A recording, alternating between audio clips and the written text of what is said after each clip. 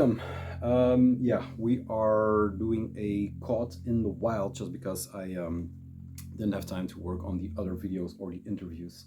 I'm basically pulling a whole lot of stuff for the Pankraker metal market, and it's a bunch of stuff. I need to price everything, so not a lot of time. But one of those bins was not metal related, so I just went around the neighborhood again and did some trades here and there, picked some stuff up. But let's start at the beginning.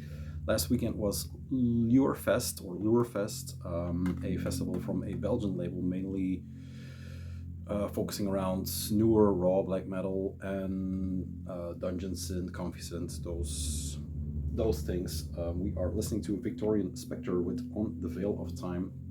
This was a promo tape from one of the artists of the label. It's just a blank TDK tape with a blank but Xeroxed cover. Veil, Shaman, Bizarre, Child of Lights, Alpine, Ibex, and Petroglyph, I think. Limited to 5, so yeah.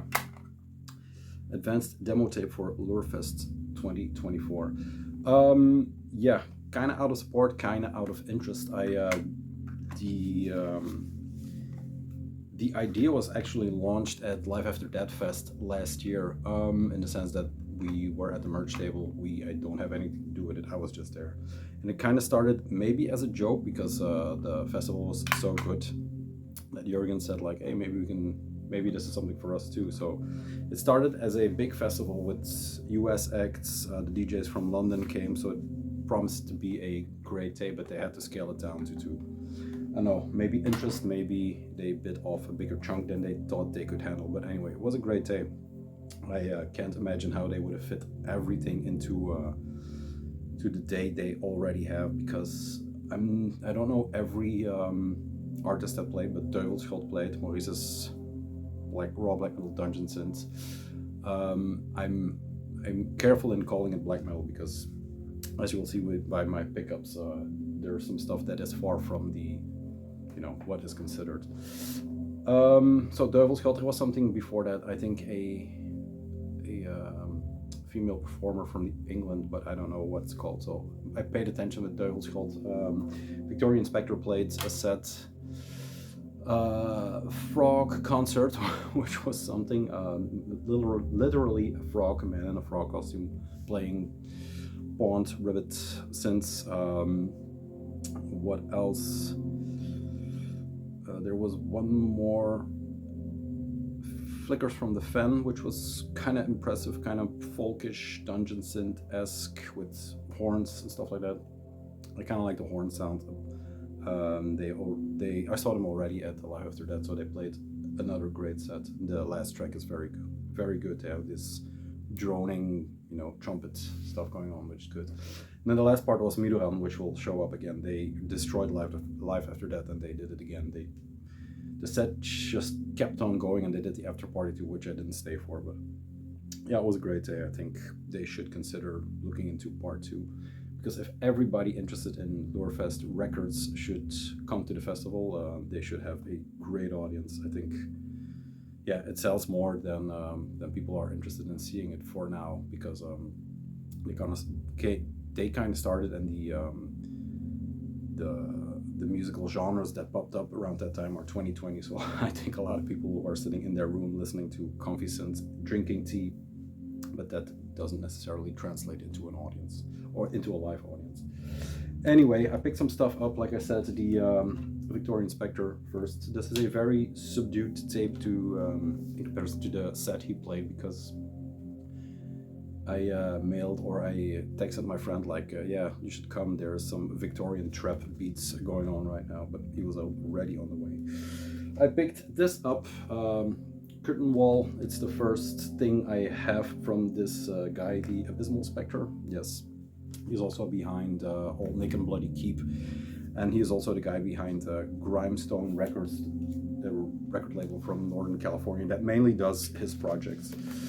There is a lot of promo stuff in here that I'm going to get out first. There is the Adrje Brut sticker. They have the Volume 2 book, which I again forgot.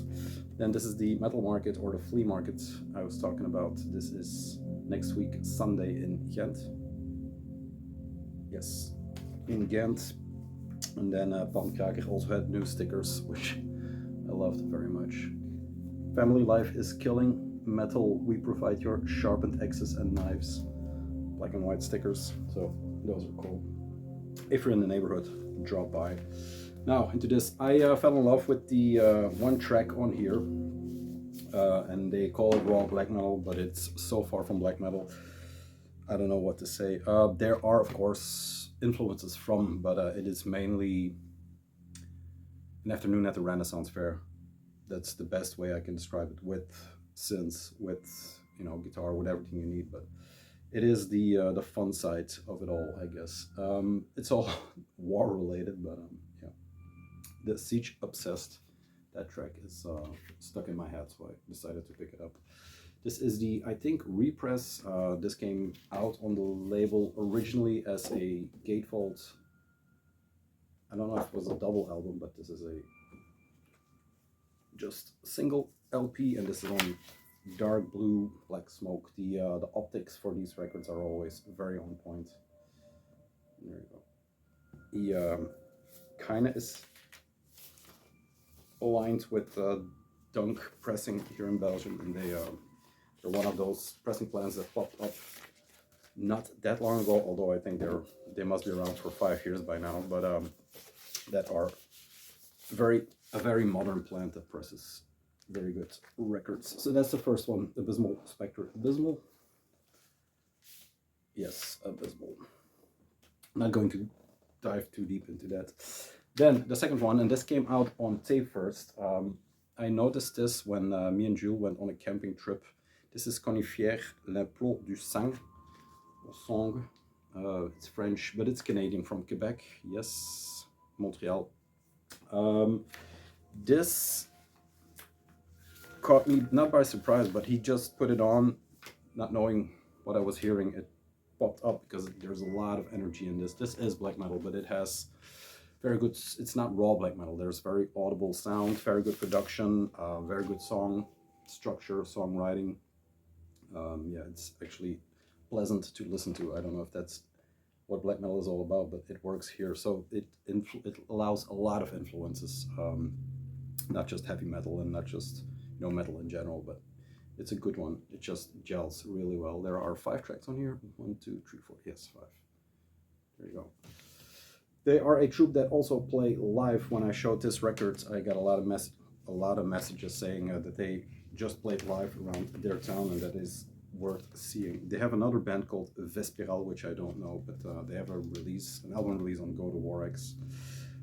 2 fellas in here, Macabre and Cauchemar.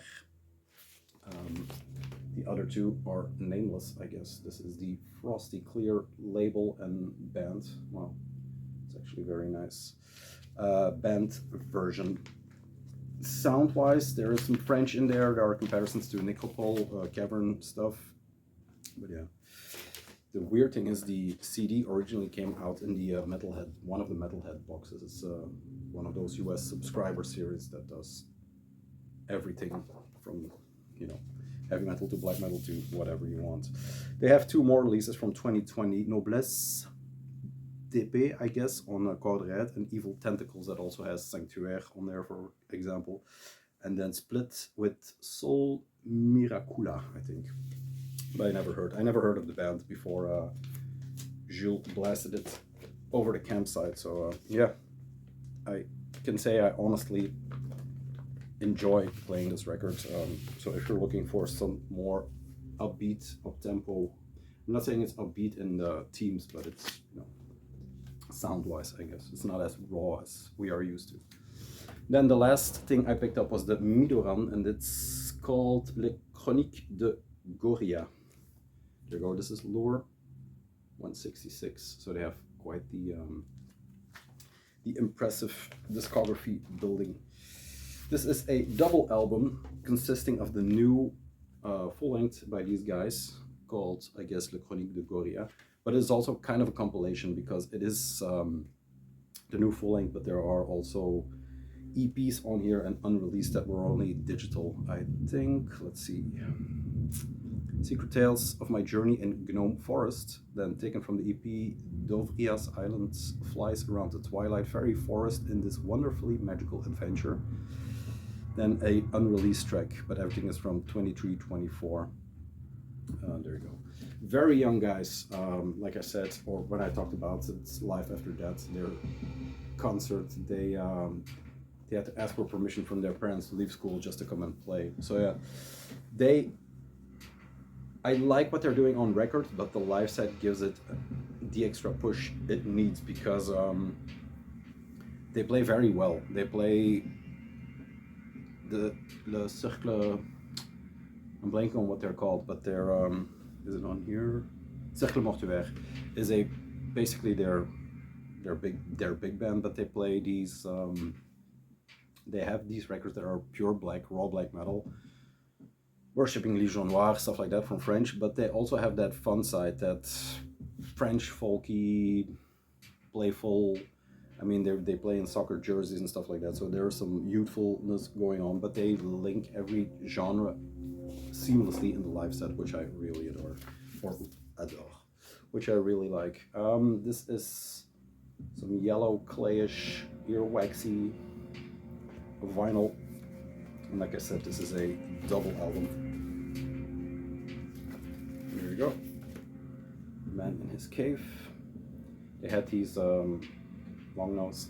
They had these projections behind them from, I think, images from the last year, and it seems like they had a blast. There was imagery from London. There was recording this, I think, because the cave where he is standing is a recording studio, it seems, or maybe their house, I'm not sure. I don't know the guys, but yeah, here we go. Midoram. This is coming out real soon. They had it exclusive for the fest. So yeah. Last thing I have is some frog concerts. I think AI imagery, kind of Kermit in his teen years. And then the last thing I have is a sticker pack, which was too cute to pass up. I was going to give it to the kids, but no, stuff like this. Frog concerts. There you go. So yeah, I'll see them again live after that. It is, yeah, it was a fun day. It's just not really my cup of tea, but then again, it was. So yeah, great day. Thanks to Jules, Jürgen. Thank you very much for the great day, and I'll see you in part 2. Yes, I changed the sweater because it's getting incredibly warm over here. Changed the record. We are listening to Conifière from Phantom Lure. The last thing I want to say about the festival, and I kind of forgot, the opener was Last Action, and he is quite a character. You should look into what he's doing if you're into noise, but what he did in the past, interesting. I'll remember to link it. We are drinking, very important, a Venus Effect Gose salt beer from Brasserie Surrealist. Light beer, salty beer. There you go. Cheers.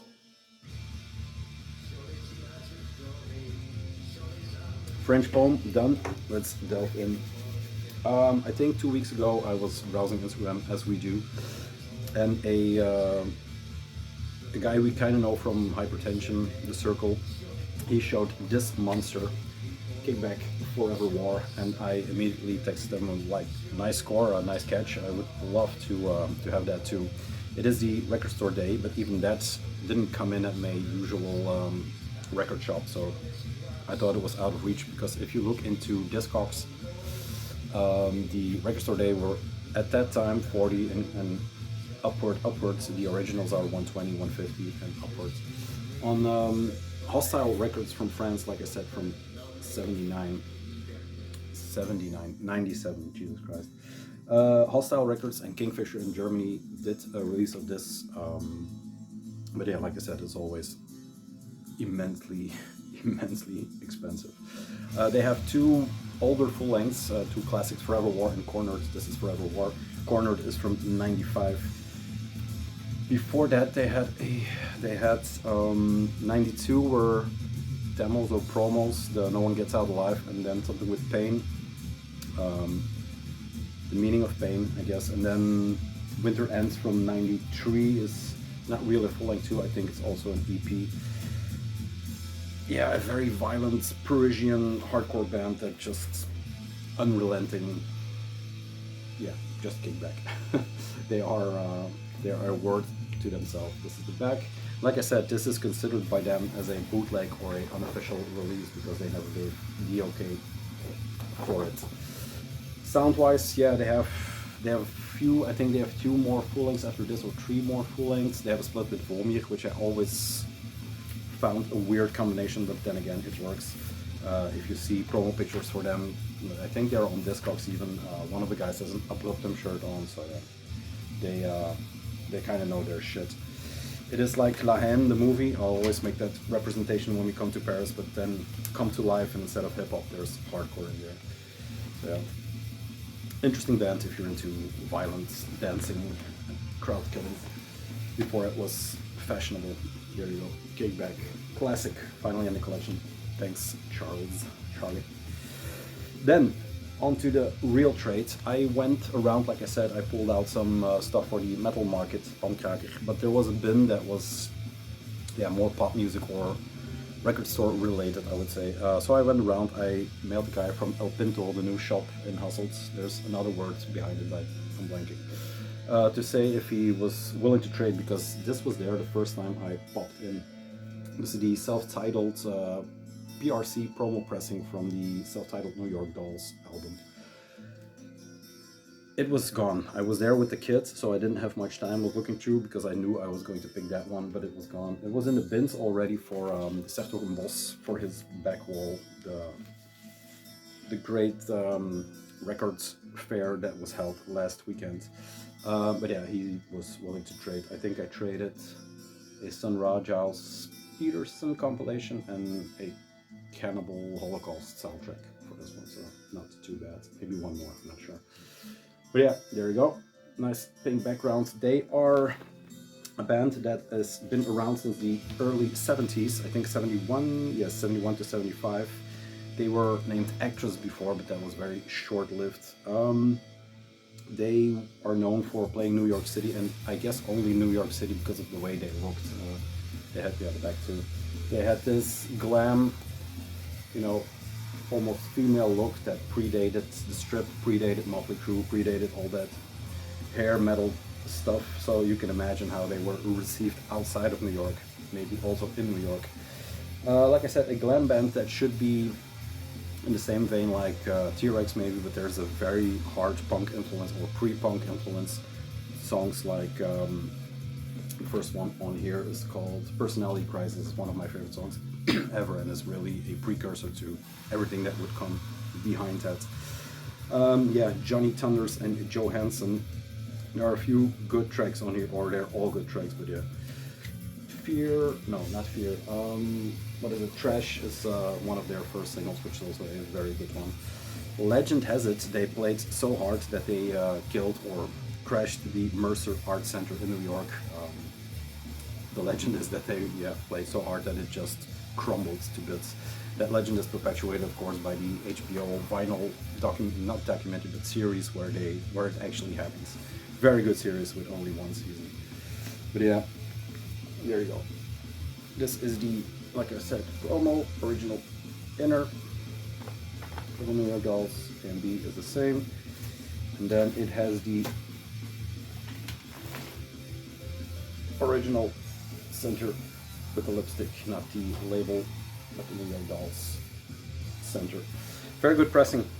It's an old one, like I said, but it's like new. There's not a scratch or a mark on here, and I was actually glad to finally pick up a copy. They think their hair and makeup, personnel on here, so you know they were for real.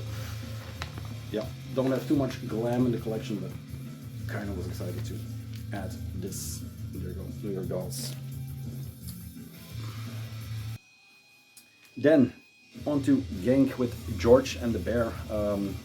Talked about them already. They have a coffee shop, bar, record store, incredible selection of records. I was looking through these, and yours came in with a new stack with Maggot Brain in there, a record that I knew from the cover. I knew what Funkadelic was, but I never heard, and it blew me away. So I was just once again surprised to learn something new in a record shop. I should be, but that's why you go there, of course. They had their Instagram started up again. Benny, the guy who's working there, said, or he told me that he said, let's do that again. Visual stuff brings people in, and it works. They had this atypical hardcore collection in there. There was a lot of good stuff. Power Trip was in there, not the new one, but the old. I can't remember all the things, but just mainly East Coast hardcore, very good stuff. I went there for, let's see, what was I going to pick up? I was going to trade, so I didn't really have anything in mind. Do I have it in here? Yes. I did a trade. I traded some Grinderman 12 inches, so he gave me a good store credit for everything he got. I think he pulled about 12 records in there, maybe a bit less, maybe 10. But on the cover, while Benny was pricing, this was also in there. And this is a record that popped up in my life not too long ago because someone was selling it on Vinted, I think, for an enormous price. And they asked the right price for it. It is the original, it is on Link Records, the original US of Oi compilation. It is not the best of Oi, but it's sometimes, like I said on the Instagram, sometimes you have to abide the universal language. It was on the day that the American presidential election was, finished, and we knew the results. So this cover was in my head. It was there for the right price. It looks mint as fuck. So yeah, I picked it up. There you go. It is a compilation that has, like I said, a lot of 80s Oi bands, some RAC touches here and there. What is on here? Warzone, of course, Moonstorm, The Uprise, Anti-Heroes, Youth Defense League, which they don't say they are RAC, but then they have a song like Skinhead 88, so that doesn't help them. Boot Boys, Immortal Discipline, Kicker Boys, Moonstomp, again, Uprise, yeah, they do 1-2, 1-2. Boot Boys is once again here, so yeah, it's basically the same bands doing a 7-inch on a 12 inches, so. But a very good compilation. There's a volume 2 also for this one, but this is the first one. England and America, hand in hand for once. And the record was also in very good condition. I don't think these records got much Oi time. There you go. This has been re-released. I don't think it's a Record Store Day release or something, but it's not that long ago that it's gotten a re-release. But yeah, for the good price they offered me. Yeah, it is from 1988, and that doesn't help them either. So they, it's like they purposely look for it to become politically charged. RAC, of course, is politically charged. Yeah, there we go. US of Oi. Very cool cover and records. Anything more? No. There you go. What I went back for, because I initially left there, was this Rorschach with a Remain Sedate, a 80s, early 90s band from New Jersey. And this is their first full length on what label, I'm not sure what the label is. Vermiform, that's right. This is the repress of the same year as the original release. The only thing different is that they have a sticker. I think there was an F on here. What was it? File for fuck or something like it. Yes, file under fuck. There you go. The front and the back. This is one of those records that, if you look at how it looks, now it sounds kind of a precursor for the artwork and the way stuff like Charles Bronson and the entire Youth Attack would look. This is the first full after a practice tape. So yeah, very early on, I think 98 to 93, and then they had a comeback from 2009 to 2012, something around there. Yeah, very cool record, very atypical, I should say. They kind of went from they never been a typical hardcore band in the sense that they had their own sound. It's kind of leaning into power violence here and there, but they, because the vocalist kind of had vocal problems and they had to change their sound, or he changed his vocals into a more slower, doomier.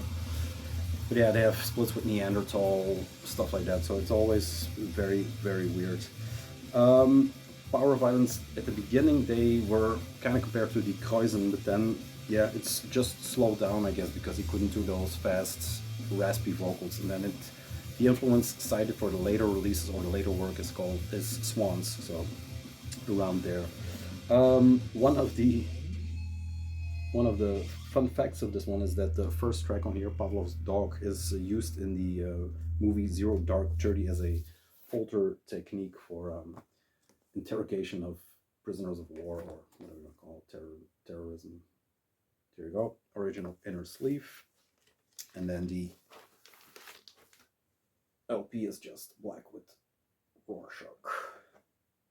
There you go, whatever you want to see in there. Says more about you than about the record, I think. Yeah, very good.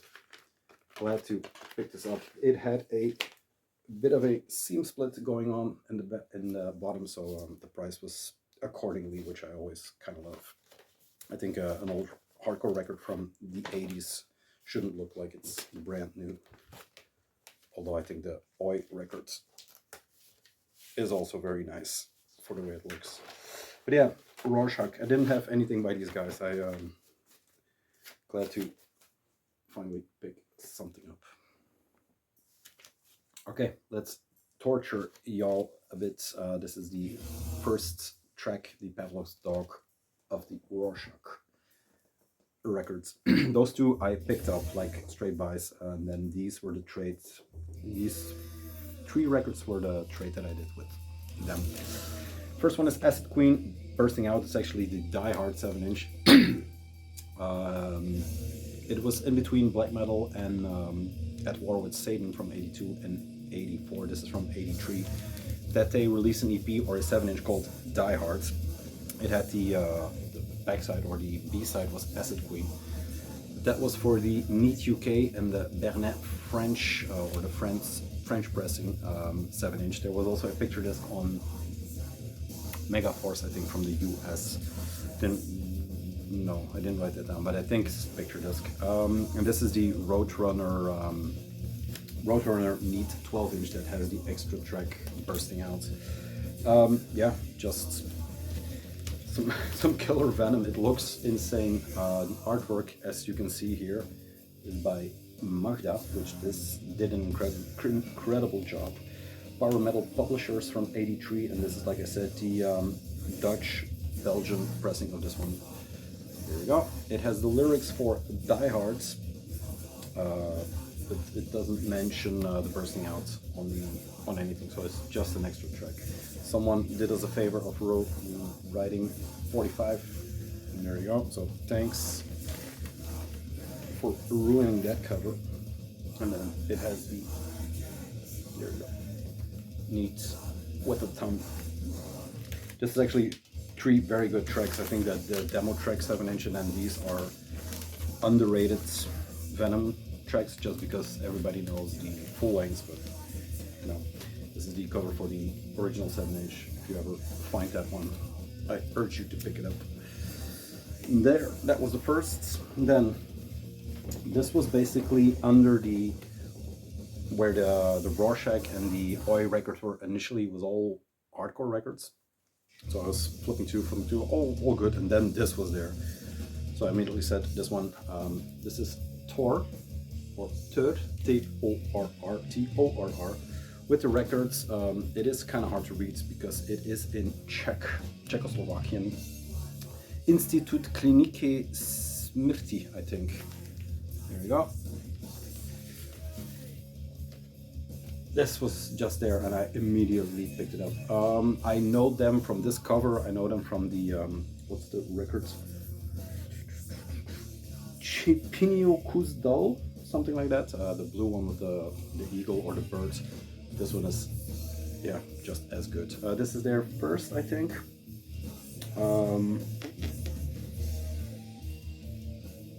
Yeah, they have a necrophilia demo under the band 666, which was before this, but I haven't heard that one.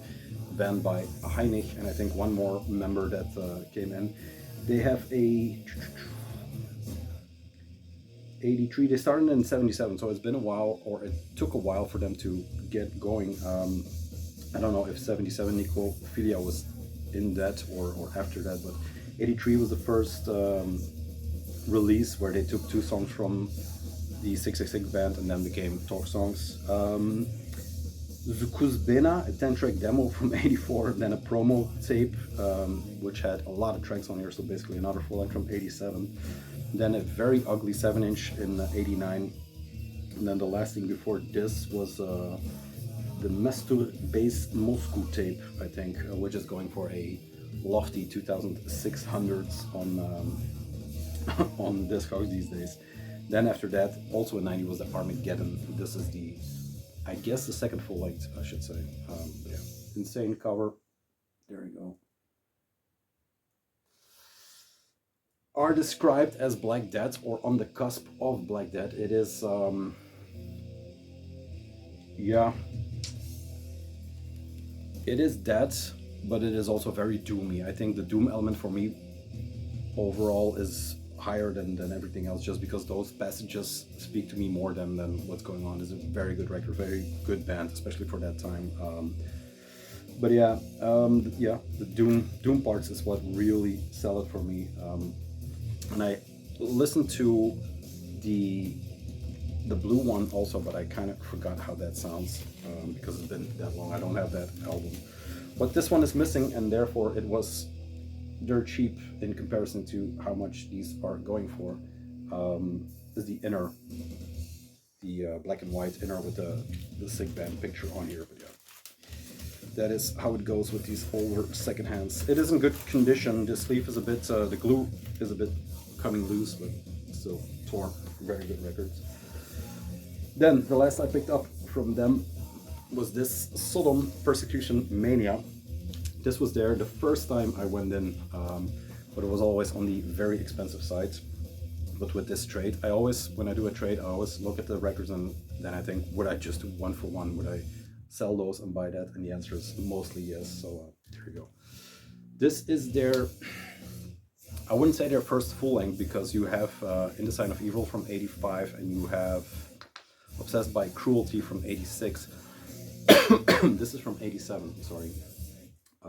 And in a sense, it is their first full length because you find a clear break between those two first, who are, they are called, that I've written down, a Venom clone with semi-inventive lyrics. That kind of changed when they brought in Frank Blackfire, the here lead guitarist, the guy, there's a lot of paper on here, but the guy here, this one, he kind of said to Tom Angel Ripper, I guess that's how it went, I wasn't there, like, we should look into what's going on geopolitical and stuff like that. So he brought in the war team into Sodom, and then this was initially pressed on 5,000, I think, on white, 5,000 on black, but then the next one, Agent Orange, I think became the best-selling trash record in Germany or something like that. So they leveled up. Like I said, this is the first one with the soldier is called Knarrenheinz, and that is going to be their mascot for the coming ages, I think. Yeah, 87. There you go. I'll get it out of the plastic. There is the hype. There you go. The cover is good, but the edges are a bit rough, but nonetheless. There you go. Very sick cover. The back with the Peaceful Sky once again. I think they pull that off on every record. I remember Agent Orange also kind of has that sky. My voice is going. Original inner sleeve with the trio classic. That's up for debate.